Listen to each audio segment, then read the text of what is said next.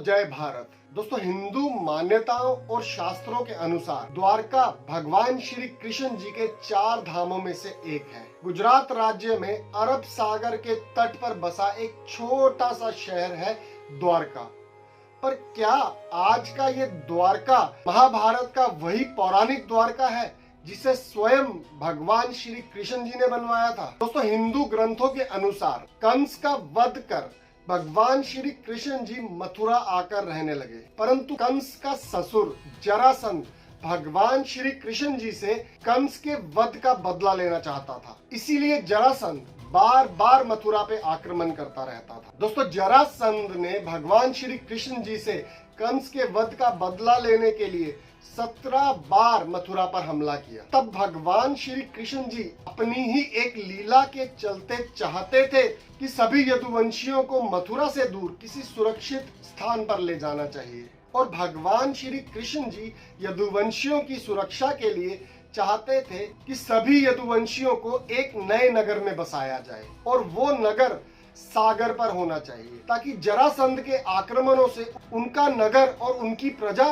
सुरक्षित रहे। और दोस्तों, ऐसा नगर बसाने के लिए भगवान श्री कृष्ण जी ने समुद्र देव से इस नए नगर के निर्माण के लिए भूमि देने का अनुरोध किया, और समुद्र देव ने भगवान श्री कृष्ण जी को समुद्र पर ही 12 योजन भूमि अर्पित की। और इसके बाद भगवान श्री कृष्ण जी के कहने पर भगवान विश्वकर्मा जी ने निर्माण कर दिया एक अद्भुत द्वारका नगरी का। दोस्तों, भगवान श्री कृष्ण जी की द्वारका नगरी के बारे में हिंदू शास्त्रों में कुछ ऐसा बताया गया है कि द्वारका एक वेल प्लान्ड शहर था, जिसकी प्लानिंग मॉडर्न टाइम के किसी वेल प्लान्ड अर्बन एरिया को भी मात दे दे। ऊंचे ऊंचे भवन और महल, ग्रिड सिस्टम प्लानिंग पे बना हुआ रोड नेटवर्क, नगर की सीमाओं पर बड़े बड़े स्वर्ण के द्वार थे, और द्वारका के बिल्कुल बीचों बीच था भगवान श्री कृष्ण जी का महल। पर दोस्तों, समय के साथ ऐसा क्या हो गया कि इतनी भव्य द्वारका नगरी सहित सारे यदुवंश का ही विनाश हो गया, और स्वयं भगवान श्री कृष्ण को भी अपना शरीर छोड़कर अपने धाम जाना पड़ा। तो दोस्तों, ऐसा हुआ था उन 2 श्रापों के बारे में जिसके बारे में हमारे शास्त्रों में बताया गया है। उन दोनों श्रापों में से पहला श्राप तो स्वयं भगवान श्री कृष्ण जी को मिला था। 18 दिनों तक चलने वाले महाभारत युद्ध के अंत में जब माता गंधारी ने अपने 100 पुत्रों के शव देखे, तब माता गंधारी ने भगवान श्री कृष्ण को ही महाभारत के युद्ध का अपराधी माना, और इसी कारण से माता गंधारी ने भगवान श्री कृष्ण जी को श्राप दिया था कि जिस तरह उनके वंश का आपस में युद्ध करके विनाश हो गया है, उसी प्रकार 36 वर्षों के बाद यदुवंश का विनाश भी आपस में युद्ध करके ही हो जाएगा। और दोस्तों, माता गंधारी के इसी श्राप के साथ एक और ऐसा श्राप था जिसके चलते स्वयं भगवान श्री कृष्ण जी को अपना देह त्याग करना पड़ा। दोस्तों, हिंदू शास्त्रों के अनुसार एक समय की बात है, द्वारका नगरी के पास ही एक पावन भूमि पिंडारक में कई महात्मा महापुरुष साधना कर रहे थे। तब भगवान श्री कृष्ण जी के पुत्र सांब ने इन साधना कर रहे महात्माओं के साथ एक स्वांग किया। सांब ने एक गर्भवती स्त्री का रूप बनाया और इन साधना कर रहे महात्माओं से अपने होने वाले बच्चे के भविष्य के बारे में पूछा। पर अपनी साधना के प्रभाव से ये महर्षि जानते थे कि ये एक स्वांग है, और इस वजह से ऋषि मुनियों ने क्रोधित होकर सांब को श्राप दे दिया कि अब तेरे गर्भ से एक मूसल का जन्म होगा, और आगे चलकर यही मूसल यदुवंश के विनाश का कारण भी बनेगा। और दोस्तों, तब देखते ही देखते सांब के कपड़ों के नीचे से एक मूसल बाहर आ गया। और दोस्तों, इसके बाद जब भगवान श्री कृष्ण जी के नाना जी महाराज उग्रसेन को इस बात का पता चला, तो उन्होंने उस मूसल को तोड़कर उसके कई छोटे छोटे टुकड़े करवाकर समुद्र में फेंकवा दिया। पर दोस्तों, होनी और श्राप को कौन टाल सकता था?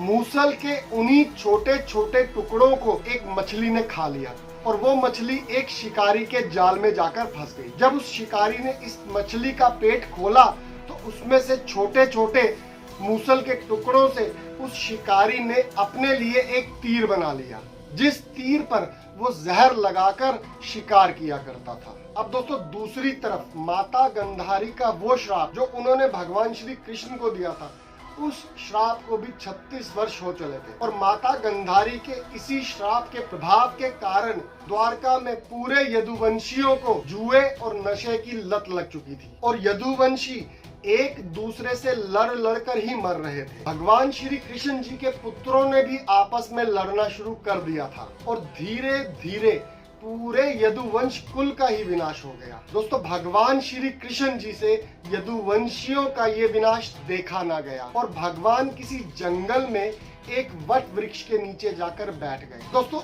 उस समय जरा नाम के एक शिकारी ने भगवान श्री कृष्ण जी को कोई जंगली पशु समझकर उन पर तीर चला दिया। दोस्तों ये जरा नाम का शिकारी वही शिकारी था जिसके पास उस श्रापित मूसल के टुकड़े थे और इसने ही उस श्रापित मूसल के टुकड़ों से वो तीर बनाया था। दोस्तों जरा द्वारा चलाया गया ये तीर भगवान जी के पांव पर जाकर लगा और इसके बाद भगवान श्री कृष्ण जी अपना देह त्याग कर अपने धाम को लौट गए। दोस्तों इसके बाद अर्जुन को माता गंधारी के श्राप द्वारा यदुवंशियों के विनाश की सूचना प्राप्त हुई और वे भागे भागे द्वारका पहुंचे और तब माता रुक्मणी जी ने अर्जुन की सहायता से जलती हुई द्वारका के बावजूद भी अपने कर्तव्य का पालन करते हुए महिलाओं और बच्चों को सुरक्षित द्वारका से बाहर निकाला। तब स्वयं अर्जुन ने पूरी द्वारका नगरी को पल भर में समुद्र में समाते हुए देखा था। अब दोस्तों कोई भी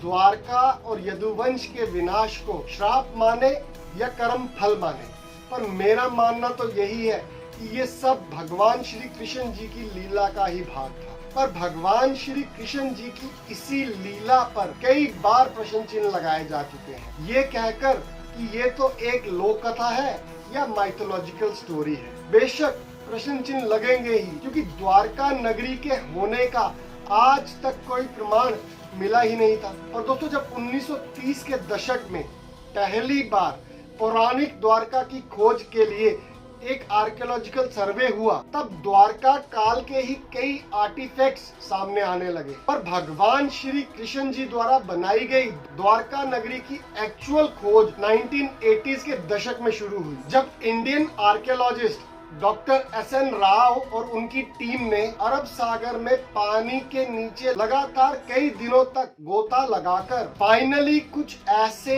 एंशिएंट स्ट्रक्चर्स की खोज की जो भगवान श्री कृष्ण की द्वारका नगरी हो सकती थी। और ऐसा प्रूव करने के लिए डॉक्टर राव की टीम ने सबसे पहले इन एंशिएंट स्ट्रक्चर से मिले पत्थरों की कार्बन डेटिंग करवाई। दोस्तों कार्बन डेटिंग के प्रोसेस से पत्थर की उम्र का अंदाजा लगाया जा सकता है और अरब सागर की इन एंशिएंट साइट्स में मिले पत्थरों की कार्बन डेटिंग से ये पता चला कि ये पत्थर महाभारत काल के आसपास के थे। पर दोस्तों सिर्फ इतना काफी नहीं था इस खोज को द्वारका साबित करने के लिए, क्योंकि आर्कियोलॉजिस्ट का मानना था कि महाभारत काल के इन पत्थरों को इस स्थान पर कभी भी रखा जा सकता था। दोस्तों इसके बाद डॉक्टर राव की टीम ने इस अंडर वाटर मिली सिटी की मेजरमेंट करने का डिसीजन लिया और दोस्तों आप भी सुनकर शॉक हो जाओगे कि इस पूरे एंशिएंट स्ट्रक्चर का टोटल एरिया था 12 योजन और हिंदू शास्त्रों के अनुसार द्वारका नगरी बनाने के लिए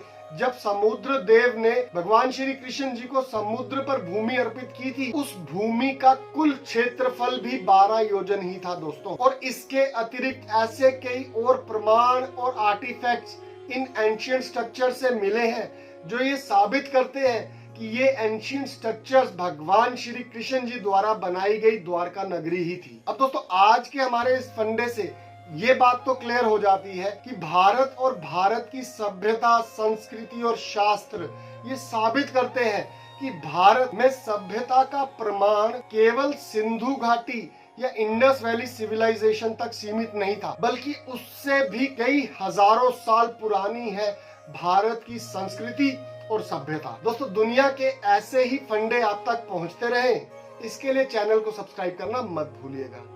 धन्यवाद दोस्तों। जय भारत।